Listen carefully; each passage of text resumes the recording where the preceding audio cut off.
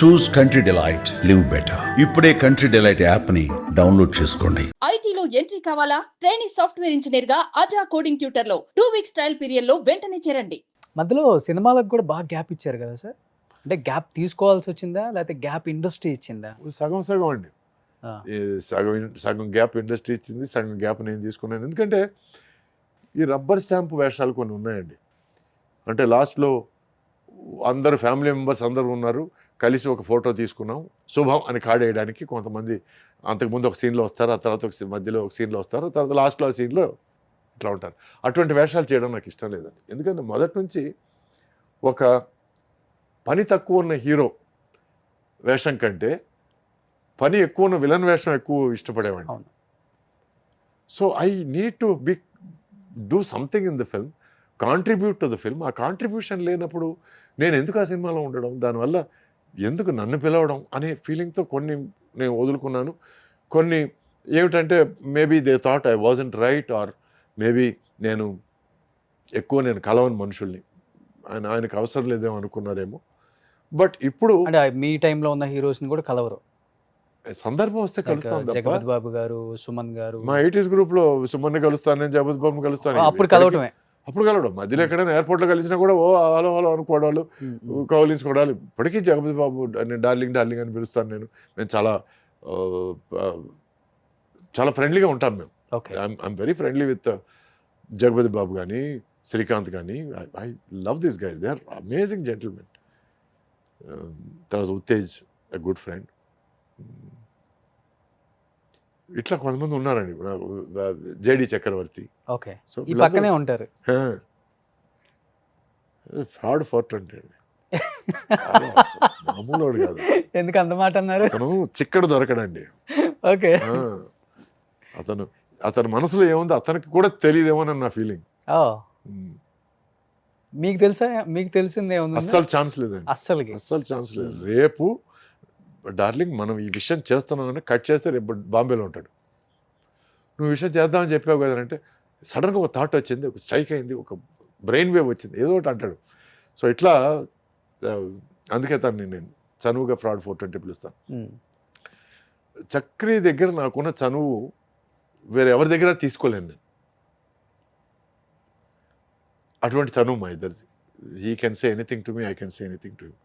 ఎందుకంటే తను అంత స్పోర్టివ్గా తీసుకుంటాడు, తను నన్ను ఏమన్నా కూడా నేను అంత స్పోర్టివ్గా తీసుకుంటాను. మిగతా వాళ్ళతో నాకు అంత చనువు లేదు. So I cannot take that Liberty. Okay, అంటే కొంచెం రిజర్వ్డ్గా ఉంటారా సెట్లలో కూడా, లేకపోతే? నేను చాలా జోవియల్గా ఉంటాను అందరితో.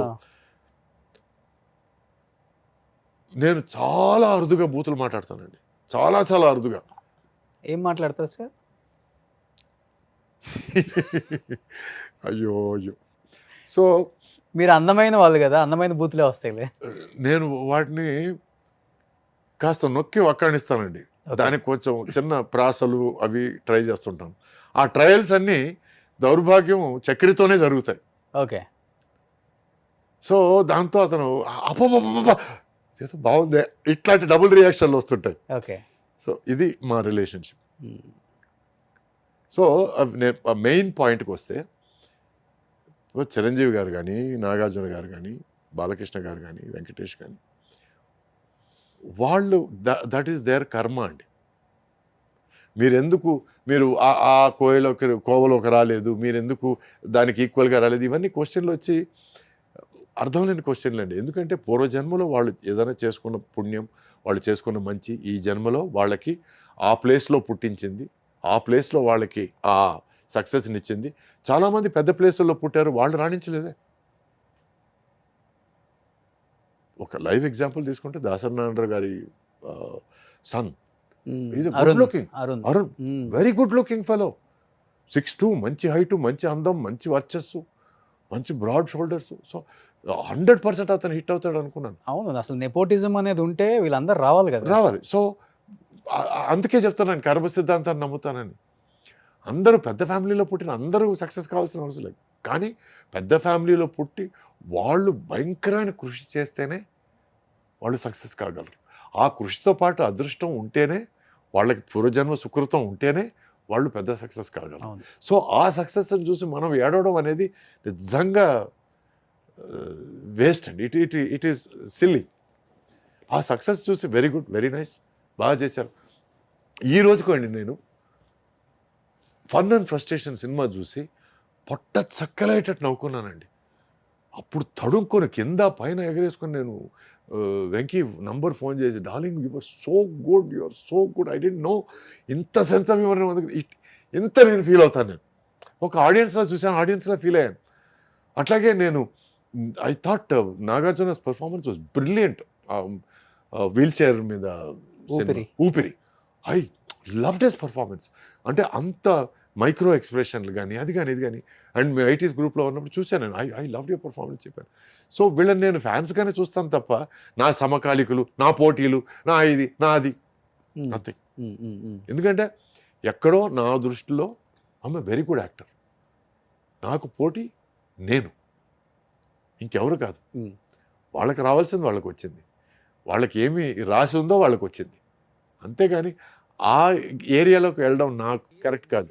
నేను మీ గురించి విన్నాను సార్, ఈ కల్లా కపటం లేని మనిషి సురేష్ గారు, ఆయన మాటలు వింటుంటే అలానే అనిపిస్తుంది అని చెప్పి చాలామంది చెప్తున్నారు కూడా. మీకంటే ఉండదు సార్, ఓకే సమకాలికులం కాదు, ఈక్వల్ క్యారెక్టర్ కాకపోయినా కానీ మంచి వెయిటేజ్ ఉన్న క్యారెక్టర్ అయితే, ఇంపార్టెన్స్ ఉన్న క్యారెక్టర్ అయితే చేసేద్దాం, కొద్దిగా గొప్ప అటు ఇటుగా ఉన్నా అని మీరు అనుకుంటారు. బట్ అవతల ఉన్న హీరో కూడా అనుకోవాలి కదా, ఈ క్యారెక్టర్ తనకెందుకు, ఈ క్యారెక్టర్ పెట్టండి, ఇంత పవర్ఫుల్ డైలాగ్స్ అక్కడ ఎందుకు, ఇటు పెట్టండి అన్నప్పుడు ఏమో కష్టంగా ఉంటుంది కదా. మీరు ఆల్రెడీ హీరోగా సిల్వర్ స్క్రీన్ మీద సూపర్ డూపర్ హిట్ చూసి వచ్చింది వాళ్ళు విలన్కి వచ్చేటప్పటికి. అవునండి, మీరు అక్కడ హిట్ అయ్యి ఇక్కడికి వచ్చారు, ఇక్కడ హిట్ అయ్యి అక్కడికి వెళ్ళలేదు కదా. చాలా మందిని చూసాం, శ్రీహరి గారు వాళ్ళు అక్కడ చేసి ఇక్కడికి వచ్చి హీరో అయ్యారు. అవునండి, హీరో అయిన తర్వాత విలన్ రోల్స్ కదా నేను అంటుంది. మీది డిఫరెంట్ అసలుకి ఒకసారి చెప్పాలంటే. ఒక పెద్ద మనిషితో మాట్లాడుతుంటే, which is the strongest element in the world అనే డిస్కషన్ వచ్చిందండి. జనరల్గా నేను జనరల్ నాలెడ్జ్ అంటే బాగా ఇష్టం నాకు, అన్ని రకాల విషయాలు మాట్లాడుతుంటాను. From politics to science to computer science. Computer science by the 2 years చేశాను నేను. C++, జావా ఇవన్నీ నేర్చుకున్నాను, ఇంటర్నెట్ ప్రోటోకాల్ అవన్నీ నేర్చుకున్నాను. ఎందుకంటే ఖాళీగా ఉన్న టైంలో మనల్ని మనం బెటర్ చేసుకోవాలని. So we're talking about elements. Elements అంటే earth, iron, air, water, anything. ఈ టైంలో ఒక మనిషి అన్నాడు మా మధ్యలో, water is the strongest element అన్నాడు. ఎలిమెంట్ ఎందుకు? వాటర్ ఇస్ ఫ్లూయిడ్ కదా, that's why it's the strongest అన్నాడు. నీళ్లు అనేది ఒడ్డున ఉన్న ఎంత గట్టి రాయినైనా సరే ఇసుక చేసేయగలదు, ఎంత గట్టి ఇనుమునైనా సరే రస్ట్తో దాన్ని కరిగించేయగలదు.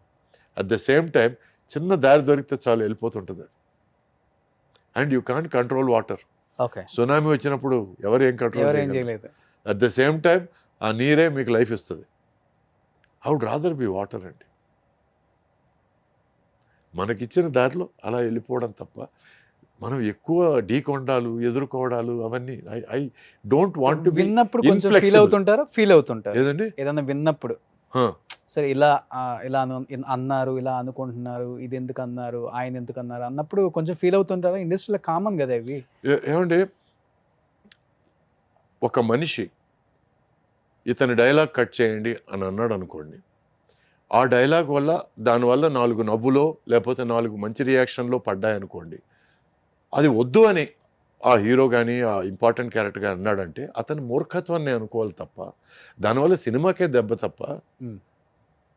అలా ఆలోచిస్తారు దాన్ని కూడా. ఓకే, ఎందుకంటే it is about the end result.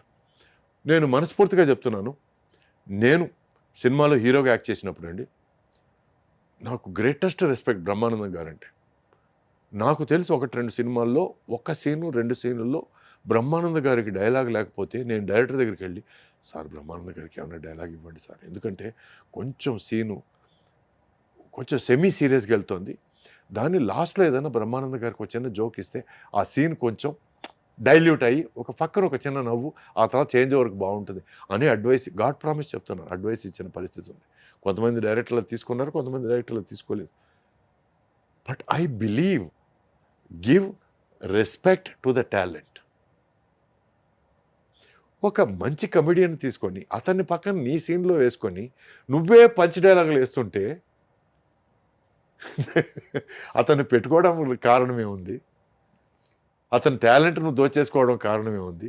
నువ్వు చేసే పంచ్ డైలాగ్ ఒక 4లో రెండే పండొచ్చు, బట్ అతను పంచ్ డైలాగ్ వేసాడంటే 4 పండుతాయి. 200%. దానివల్ల సినిమా హెల్ప్ అవుతుంది.